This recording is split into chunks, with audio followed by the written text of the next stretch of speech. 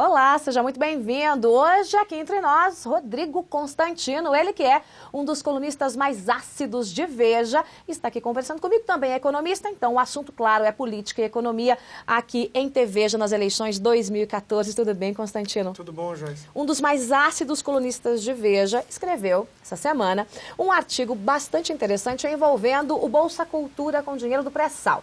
Trata-se aí dos reflexos de um evento que a presidente candidata fez no Rio de Janeiro, em que prometeu dinheiro do pré-sal para a cultura. Está virando moda esse negócio, Constantino? Sempre foi. Compra de voto de artista engajado que, como contrapartida, vai lá e fica fazendo proselitismo e defendendo o governo, né? Isso sempre teve esses artistas engajados mamando nas tetas do governo, e a Dilma realmente fez, inclusive, o evento num lugar propício, que é o Teatro Casagrande, porque a casa da mãe Dilma, né, a casa da mãe Joana, tem que ser grande mesmo para caber tanta boquinha. É isso, é compra de voto e de apoio desses artistas que depois vão lá e fazem campanha para o PT. Esse tipo de bolsa isso ou bolsa aquilo para garantir o seu nicho eleitoral, um naco a mais de eleitores, isso te envergonha de alguma forma? Isso é muito ruim para a democracia, né? Quer dizer, o PT, isso novamente não é novidade, não é que o PT inventou isso, mas levou o estado da arte essa história de comprar todo mundo que estava à venda. E tem pouca gente ainda à venda, porque todo mundo que estava à venda foi comprado. Então tem bolsa para todo lado, né? Tem a bolsa para os mais pobres, a esmola lá do Bolsa Família, que chega a mais de 20% dos eleitores. Nós temos o Bolsa No Nordeste, 48%. Exato. Para você ter uma ideia, gente. Metade da população do Nordeste recebe algum tipo de benefício social, em geral, o Bolsa Família. E ninguém vai achar que é coincidência ter 48% também de votação, tão desproporcional, né? Lá, exatamente. Tem o Bolsa Empresário também para os mais ricos, né? Que é o BNDES dando esmola para tudo que é lado, dando subsídios pesados. Uma coisa assim que realmente choca. E você perguntou se me envergonha e me deixa um tanto triste também. A gente vê, por exemplo, a JBS, uma empresa que doou até agora mais de 100 milhões de reais. Eu quero falar de doação de campanha. Quer dizer, como é que pode alguém achar que é alguma outra coisa que não um quiprocó, né, um toma lá da cá nefasto, você pegar uma empresa e dar 100 milhões de reais para alguns partidos? É uma coisa escandalosa. Não tem generosidade que justifique uma coisa dessa. Não tem idealismo, não tem visão política de mundo, nada. Agora o PT, tradicionalmente, vai para o tudo ou nada em época de campanha. E tem sido assim. O ex-presidente Lula também fez um manifesto, foi lá no Rio de Janeiro, foi na Petrobras, levou um monte de gente, abraço simbólico. Olha aí, nós vemos imagens aí do ex-presidente Lula usando um macacão que não é da Petrobras, tá, gente? Porque ele não é doido, né, de usar um macacão da estatal, mas é muito parecido com o macacão da Petrobras. E foi lá num ato puramente político-partidário, campanha. É óbvio que a campanha, né, eles já banalizaram qualquer tipo de repreensão por base do TSE, né, eles levaram realmente ao sarcasmo máximo o descaso com as leis eleitorais do país e mostram com isso, né, que realmente a Petrobras tem dono, é deles. O petróleo é nosso, né, que é o slogan nacionalista, ufanista aí do Brasil, né? Na verdade, o petróleo não é nosso, o petróleo é deles e está aí a evidência disso. Quer dizer, em frente à Petrobras, em uma parceria com os sindicatos, né, o Lula fazendo campanha descarada para Dilma e atacando a Marina, porque eles agora pegaram essa bandeirinha, né, Joyce, do pré-sal para poder atacar a Marina como se ela fosse tirar 1 trilhão e tantos de reais da educação, saúde e cultura agora, porque entrou também na conta da Bolsa Cultura. Então, Veja trouxe na semana passada as 6 grandes mentiras do PT. E entre as 6, da campanha de Dilma propriamente dita. E entre as 6 grandes mentiras está justamente que a autonomia do Banco Central vai trazer fome ao povo, está a retirada do dinheiro da educação, mais de 1 trilhão de reais. Quer dizer, é uma coisa que não cola. Aqui eu estou falando só de 2 das grandes mentiras, mas é uma coisa que não cola. Não, o PT ele acorda mentindo já. Os petistas, em geral, eles acordam mentindo no espelho já, quando vão escovar os dentes, para melhorar na arte, né? Mitomania o tempo todo. Esse negócio do Banco Central, por exemplo, que você cita... Você é economista. Exatamente. Sabe? Olha só, se a gente achar que Banco Central independente leva a miséria e tira a comida das pessoas, vamos falar então do que acontece no Chile, na Nova Zelândia, no próprio Estados Unidos, maioria dos países desenvolvidos que tem Banco Central com independência, não só autonomia operacional, independência legal, quer dizer, é protegido por lei da interferência política. Agora, podemos ver, por outro lado, quem é que tem o Banco Central subserviente, como que é o PT, aos interesses do governo. Venezuela, a Argentina, o Zimbábue. Pois é, eu acho que está meio evidente quem é que gera mais miséria, né? É o Banco Central que nós temos no Brasil aí obedecendo as ordens que vêm diretamente do Planalto, porque não leva em consideração justamente a sua missão, a sua razão de ser, que é perseguir uma meta de inflação definida pelo Congresso. Marina tem sido massacrada demais, na sua visão? Sim, tem de uma forma pérfida, de uma forma que realmente mostra que o PT leva a sério aquilo que a própria presidente tinha dito que faria o diabo para vencer, né? Então eles jogam muito baixo. Isso é um ato falho, hein, a ex-presidente? A ex-presidente já é uma vontade, né? Já é um sonho. Mas a verdade, e não escondo isso de ninguém, mas a verdade é que a Marina tem várias incoerências e fraquezas que poderiam ser atacadas e deveriam ser atacadas em prol de um debate construtivo, de ideias, de propostas, né? Eu sou crítico de muitas posturas da Marina Silva. Quais? Que inconsistências são essas de Marina Silva que o PT pulou para realmente metralhar esses factoides todos criados? Por quê? Porque o que eu vou atacar na Marina, o PT não poderia atacar, porque o PT faz pior, né? Quer dizer, a Marina tem uma conversão meio recente em relação a certo pragmatismo na área econômica, que é a minha, justamente da independência do Banco Central, de respeitar o tripé macroeconômico. Eu não pensei que fosse viver para ver a Marina Silva falando de tripé macroeconômico e lei de responsabilidade fiscal. Quer dizer, o que o próprio Aécio tem pontuado é que a Marina, há pouco tempo atrás, era contra tudo isso. Uhum. Ela votou contra o Plano Real, ela foi contra a lei de responsabilidade fiscal, porque o seu DNA é do PT, é de esquerda. Mas ela vem mostrando um certo amadurecimento, um certo despertar, e que o PT não poderia atacá-la, então, por essa linha, né? Porque o PT é pior ainda que ela nisso que eu critico. Agora, debater ideias, debater propostas, é tudo aquilo que o PT, infelizmente, não quer e não deixa acontecer.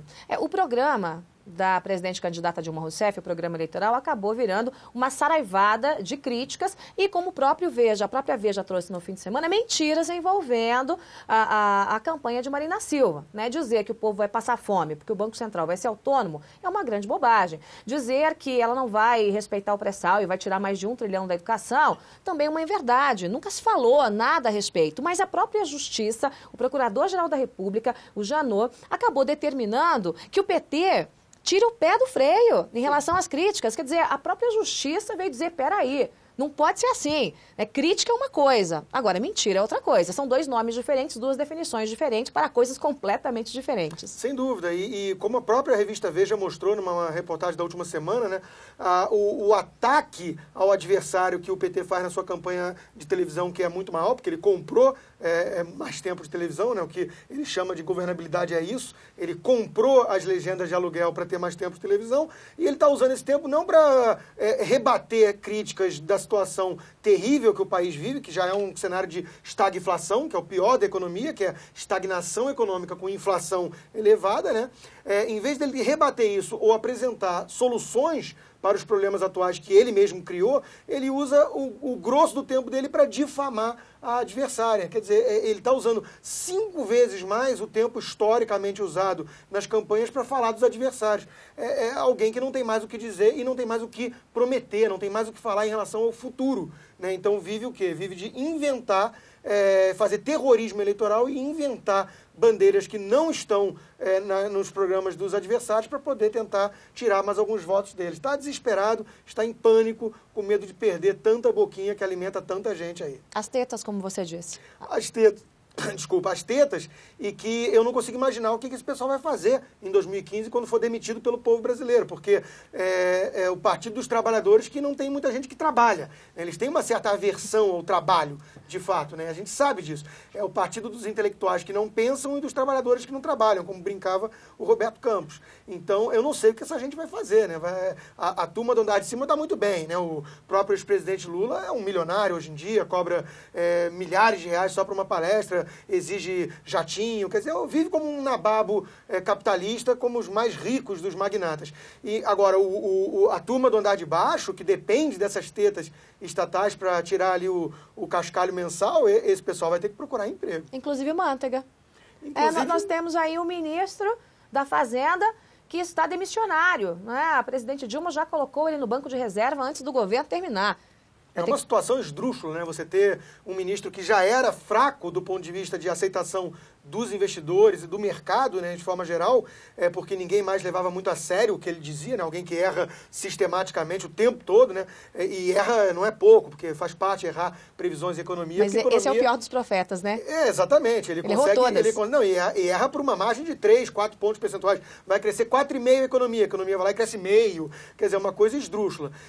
E o Guido Mantega realmente que já não gozava de credibilidade alguma, já tinha uma imagem de completa fraqueza perante os investidores, de repente agora está demissionário já e temos aí mais alguns meses de governo. O que vai ser disso? Quer dizer, é uma situação esdrúxula que a própria presidente Dilma conseguiu cavar para ela mesma, tentando se vender como a mudança, que é porque sabe que tem o grosso dos eleitores, 70% dos brasileiros querem mudança, e de repente ela tenta se vender como o instrumento de mudança. É uma coisa meio ridícula, mas ela está tentando fazer isso. Agora, essa campanha está fragilizando algumas instituições. O próprio Banco Central, quer dizer, quem vai acreditar no Banco Central em que a presidente diz o seguinte: olha, o Banco Central não tem que ser autônomo, quem manda sou eu que decido, ponto, que acabou. Quer dizer, se Dilma for reeleita, quem é que vai acreditar no Banco Central? E quem é que vai confiar também nas decisões tomadas por um ministro da Fazenda demissionário? Quer dizer, vai fazer o quê nesses próximos meses? Ninguém vai acreditar, Joyce, ninguém acredita. Né? Se o Alexandre Tombini, presidente do Banco Central brasileiro, tivesse um mínimo de vergonha na cara, ele pedia demissão, porque está evidente para todo mundo hoje que ele é uma marionete do Planalto lá dentro. Né? Então é uma situação um tanto vergonhosa para a instituição Banco Central, que é uma das mais importantes para uma economia, para um país como um todo, para uma sociedade. É o guardião do poder de compra da moeda. E está aí, né, sempre entregando índices de inflação muito acima da meta, que é 4,5%, que já é uma meta elevada para padrões internacionais, é preciso ser dito isso, e essa desculpa de que é uma crise internacional não cola, porque todos os outros países do mundo emergente, mesmo latino-americanos, crescem bem mais que o Brasil com menos inflação. É o caso do Peru, é o caso da Colômbia, é o caso do Chile, quer dizer, nem vou falar dos asiáticos, que aí é covardia. Então, não tem nada de crise internacional como responsável pela situação. É um problema made in Brasil e pelo próprio governo. Ele cavou esse buraco que hoje a gente se encontra. E isso tem tudo a ver com a postura negligente, leniente, subserviente do Banco Central. Agora, a Marina Silva tem dito que é uma guerra de Davi contra Golias, né? É uma guerra de alguém mirradinho contra um gigante, né? Aliás, uma alusão também à capa de Veja do fim de semana. Era uma boca enorme, com cobras e lagartos, e a Marina ali, firme, mas pequenininha, suportando a saraivada de críticas. Marina, na sua avaliação, aí como colunista e eleitor, tem se comportado bem, suportado bem essa pancadaria? Ela tem aguentado até com um certo bom nível, né, de não descer ao mesmo patamar da lama, não chafurdar na lama que o PT normalmente habita e que ela também fez parte do PT por muitos anos. Isso é importante ser dito. O próprio Aécio Neves tem espetado isso, quer dizer, agora ela está sendo vítima da máquina de destruição de reputação, como diz o Romeu Tuma Júnior, né, que o PT usa. Mas ela ficou 30 anos no PT e não percebeu que o PT fazia isso com os próprios tucanos, né? Houve um silêncio ensurdecedor por parte dela naquela época. Mas ela hoje está reagindo, na minha opinião, bem a isso, sem descer o nível. E talvez até...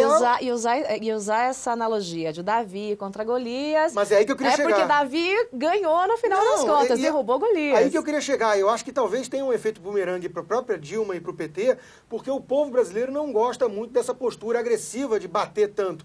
E pelo contrário, ele tende a defender sempre o coitadinho. Então eu acho que a Marina não só está se portando bem em relação a não descer o nível e não rebater na mesma moeda, tentando pairar acima da baixaria e querendo falar em propostas e tudo mais, como ela consegue se vitimizar com isso, e isso rende ainda talvez mais votos, porque o povo brasileiro tem uma certa paixão pela vítima, pelo coitadinho, que tem uma história triste e que apanha dos grandes, né, dos graúdos. Então eu acho que o efeito pode sair, o tiro pode sair pela culatra para o PT, né? Eles vão pagar um preço alto, talvez, por essa campanha tão pesada contra a Marina, que está incomodando e eles estão desesperados. Bom, falamos de Marina Silva, falamos de Dilma Rousseff. Aécio Neves, tá bonzinho demais nessa campanha? Vou falar no sotaque mineiro. Tá bonzinho demais? Pode falar no carioca também, no carioquês aqui, porque ele passa mais tempo no Rio que em Minas.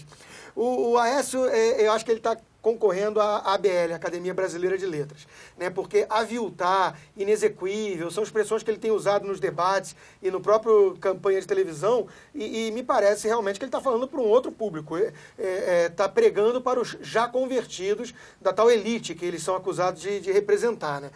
Eu acho que o Aécio tinha, sim, que mastigar melhor a mensagem para um outro tipo de eleitor e jogar um pouco mais de emoção no debate político. Ele tem usado muito a questão da onda da razão, que vai passar agora a onda, que foi a Marina, né? Da emoção, da comoção nacional, e vai chegar o momento da onda da razão.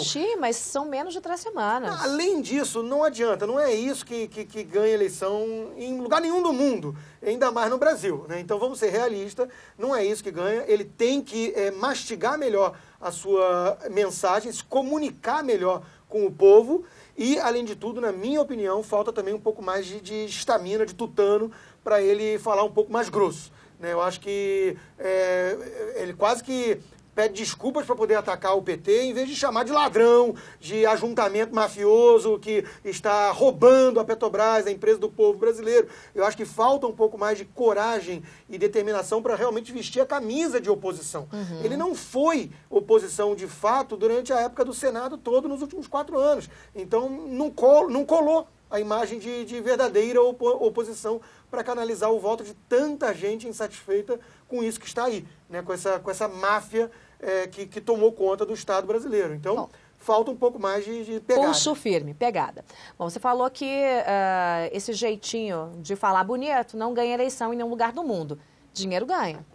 Em vários lugares do mundo. E nós temos aqui valores interessantíssimos das doações feitas aí por grandes empresas às campanhas. Metade das doações de 1 bi para as campanhas eleitorais, e esse levantamento não é tão atualizado. Se a gente fizer hoje, já cresceu um pouquinho.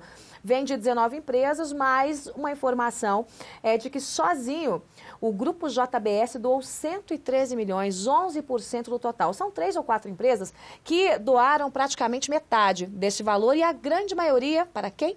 Para o PT, e que é o partido do povo, brasileiro contra as elites, né?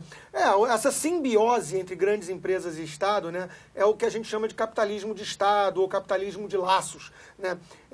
E eu não gosto de usar o termo capitalismo associado a isso, porque aí mancha o capitalismo, que não é nada disso, capitalismo de livre mercado. Mas o fato é que essa simbiose é uma coisa realmente absolutamente condenável, execrável, e ninguém pode imaginar que uma empresa vai lá e doa mais de 100 milhões de reais para uma campanha eleitoral por idealismo, por acreditar... Generosidade, acreditar nas ideias, na base programática daquele partido. Quer dizer, óbvio que isso é um quiprocó, um toma lá da cá, e, na verdade, é uma espécie de, provavelmente, payback, né, hora do pagamento de acerto de contas, porque o Grupo JBS, vale notar, é um dos mais agraciados com os subsídios do BNDES. É um grupo que faturava 2, 3 bilhões lá atrás e hoje fatura 60 bilhões de reais. Quer dizer, mudou o patamar, o tamanho do grupo, mudou a magnitude do grupo e muito disso com base no empurrãozinho do governo. Então, é óbvio que essa simbiose é absurda. E tem mais também, Joyce. As grandes empreiteiras também estão na lista das maiores doadoras, sempre, que negociam com a Petrobras. Sempre, as grandes empreiteiras sempre. Agora, é o PMDB da economia, né? Agora, está sempre no poder, sempre em volta do poder. Agora, o que chama atenção nessa matéria são os bancos. Quer dizer, a própria presidente Dilma tem acusado a Marina agora de representar a elite dos bancos, dos banqueiros no Brasil. Ninguém quer os bancos, nem os banqueiros. Virou pária do sistema, né? Mas por causa da NECA Setúbal, que está lá apoiando ela, que nunca atuou no Itaú, e o Fernando Haddad aqui em São Paulo queria ela no seu governo na parte da cultura e educação.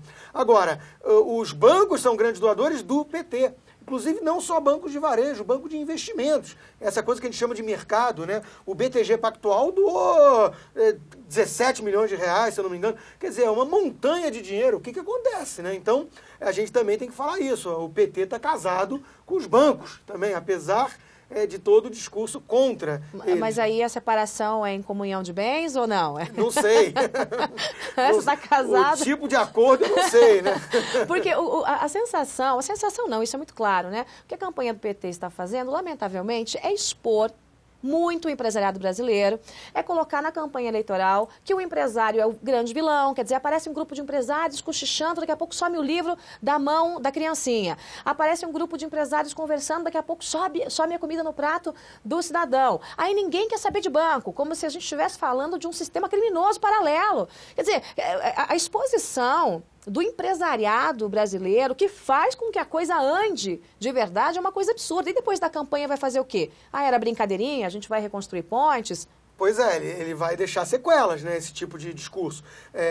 Acho que o Alexandre Randes, ligado ao PSB, né, da área econômica do PSB, do Eduardo Campos, e agora da Marina Silva, mas não fala exatamente o nome dela, ele concedeu uma entrevista esse final de semana num jornal lá Carioca, e a analogia que ele fez é muito boa, né? Ele falou que o PT trata esses empresários como prostitutas, né, e que se deixam ser tratados assim, né? Vale também citar isso. É uma mão dupla, né? Eu acho que esses empresários vão lá e aceitam fazer esse papelão de apanhar o tempo todo, de ser cuspido o tempo todo para efeitos eleitorais e de um populismo demagógico absolutamente ridículo. Quer dizer, parece que a gente está na Venezuela, né? Uma coisa de que ainda vence a ideia de que o empresário explora, que o lucro é pecaminoso e tudo mais. É uma coisa ridícula, né? E que a gente precisa combater no Brasil, que é essa mentalidade de economia como jogo de soma zero. Se João é rico e Pedro é pobre, é porque João tirou de Pedro. Essa coisa, né, ridícula que o PT, como todo partido sensacionalista e populista, sempre explorou na ignorância das massas. E esses empresários aceitam esse papel porque realmente agem que nem prostitutas, né? Vai lá, fazem o beijamão. Faz o beijamão e está de olho só no dia seguinte, desde que receba lá suas benesses, seus privilégios, aceita isso, né? Então, para fechar, se a eleição fosse hoje, teríamos Dilma Rousseff e Marina Silva disputando o segundo turno. Marina é melhor que Dilma? O capeta, junto com Lúcifer, na chapa, é melhor que Dilma. Eu viro evangélico e ambientalista no segundo turno para fazer campanha para Marina. Eu estou brincando, obviamente, mas o fato é que a gente precisa entender que hoje o Brasil vive um momento muito perigoso, Joyce, de aparelhamento da máquina estatal completa. Nós temos petistas disfarçados de ministros até no STF. Quer dizer, e o próximo presidente vai apontar mais alguns. Quer dizer, nós temos um cenário hoje realmente de ameaça bolivariana. Isso precisa ser dito.